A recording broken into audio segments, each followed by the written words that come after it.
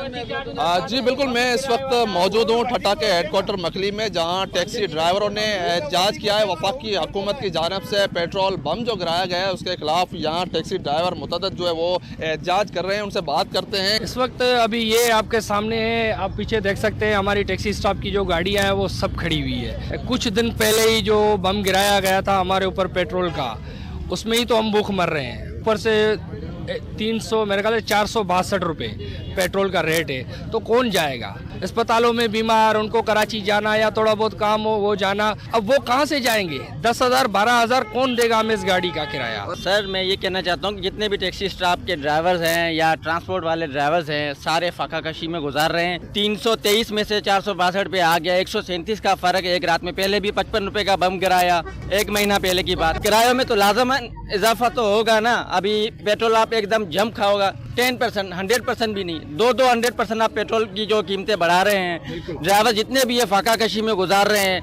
ये बर्दाश्त से बाहर है। हमारा वफाक से शदीद इख्तलाफ है कि ये अपने रेट एकदम गिराएं और जो आवाम को रिलीफ दें। बड़ी ये बात है कि मजदूर 1,000 रुपये कमाने वाला वो बंदा क्या करेगा। पेट्रोल की कीमतें आप देखें आसमान की बुलंदों पे हैं, ठीक है। 5,000 रुपये कमाने वाला, ठीक है, वो ये देखें 5,000 रुपये जो पहले कमाता था आज वो 10,000 कमाएगा, तभी जाके वो बराबर होगा। आप देखें बांग्लादेश जो रिसेंटली आप देख लें कि 50-60 साल ही हुए हैं उसको आज़ाद होते, तो वो भी 228 रुपये उसका लीटर चल रहा है। यहाँ पे 463 रुपये चल रहा है। तो बड़ी बात यही है ना कि हमारे पाकिस्तान के हुक्मरान यही चाहते हैं कि अवाम जो है वो ऐसे समझे गाय बकरी की तरह है, उसको मार दो क्या भी कर दो उसको कोई भी फर्क नहीं पड़ता। जी बिल्कुल, ये टैक्सी ड्राइवरों ने एहतजाज किया है। उनका यही कहना है कि वफाकी हुकूमत ने जो है उन्होंने पेट्रोल का बम गिराया हुआ है, जिसकी वजह से उनके रोज़गार में जो है वो